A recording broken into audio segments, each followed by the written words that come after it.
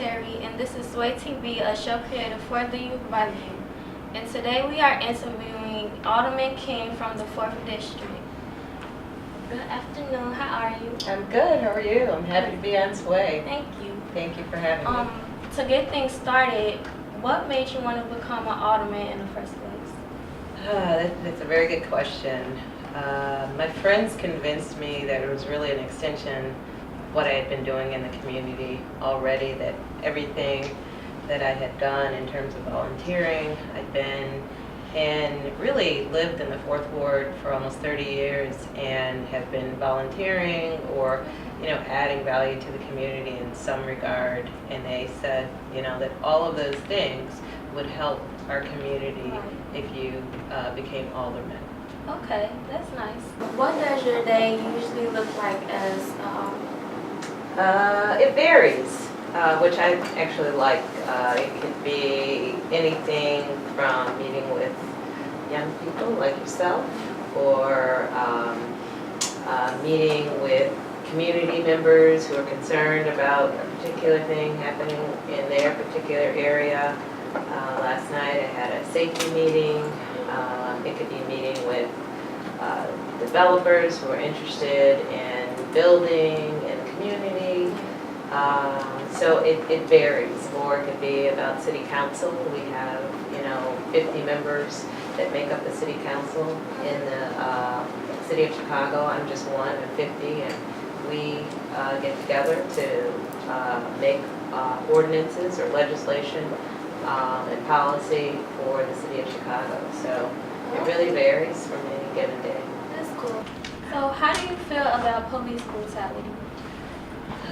That's a deep question. I think police brutality is really a problem that's steeped in the racism that was built in our country from the very beginning. So it's a problem that didn't start recently.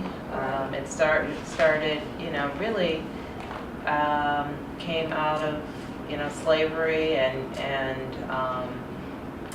the racial kind of injustices that our country was built on. So it's a product, I think, of that, and it doesn't make it right, but you have to recognize that it's a deep problem that's seated in individuals, and that we need to have in police departments real training in terms of making sure that police officers understand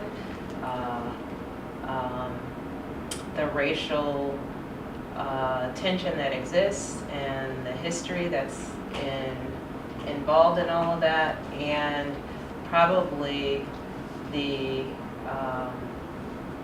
unconscious racism that exists within lots of individuals, including the police department in our communities. So yeah, okay. Well,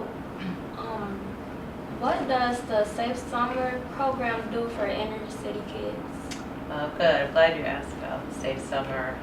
So Safe Summer is an initiative that I, along with the 3rd Ward Alderman, started together. It's really an initiative that seeks to involve the whole community. We decided to repurpose safe passage workers. So safe passage workers generally work during the school year, and then they're off during the summer. And summer is a time when violence tends to tick up. Yeah. So we asked ourselves, well, why do they get off in the summertime when we really need them more then? So it's a pilot program to have safe passage workers work in the summertime. So they're employed also, and that's very important to our community. They're of the community and from the community, so they're watching really their people and their kids. And so that's an important part of it. But the Safe Summer program is really a community effort, so we're trying to get everybody involved and take a comprehensive approach to this issue, because it's not an issue that we can look at in isolation. For instance, you know, you need to address youth engagement. What are the youth doing in the summer? You know, Yeah. like you guys, you're Right. doing something very positive. We need to make sure that youth are engaged in the summer because young people tend to get in trouble if they're given a little time to think about it, and that's normal. So we need to make sure that youth are engaged in the summer. We need to make sure that not only youth but young adults have employment. So those are all things that this program attempts to address. We also want to make sure that all the stakeholders in the community are responsible for this issue, not just the police. Police are an important part of it, and as I mentioned earlier, police need to be trained accordingly, but the community also has to be a part of it. So we are encouraging community members to form block clubs, to use their parks, to get to know their neighbors so they can get out and be seen in the community and do what we call positive loitering, because positive loitering tends to push out negative loitering or negative forces. And most of the people in the community, over 90%, I would say, closer to 98%, are doing good things. They're good citizens. And it's that few percent that's ruining it for the majority of us. So we need to let those people know that this is our community.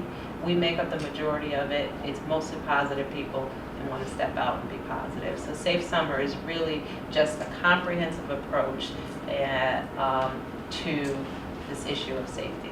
Okay. Have you noticed a change in the community since Safe Summer first started? Yeah, so it's been a very short time. I will say we've got an outside group that will measure the success of the program, whether we've made any strides since last summer, which will really be probably based on gun violence statistics. Yeah. So during the day, you know, just from an anecdotal point of view, just from my, you know, it's been a very positive force in the community. I think people see safe passage workers and feel more comfortable. We've formed a lot of block clubs, you know, going forward, so people are getting more involved in the community. But the real test will be whether we have saved lives this summer, and we'll see, hopefully at the end of the summer, we would have done that. Okay, well, thank you for coming. Oh, thank you for having me. It's been a pleasure. I love what you guys are doing. Yeah, thanks. Again, this is Sanaa Terry from Sway TV, a show created for the youth by the youth, and thanks for tuning in.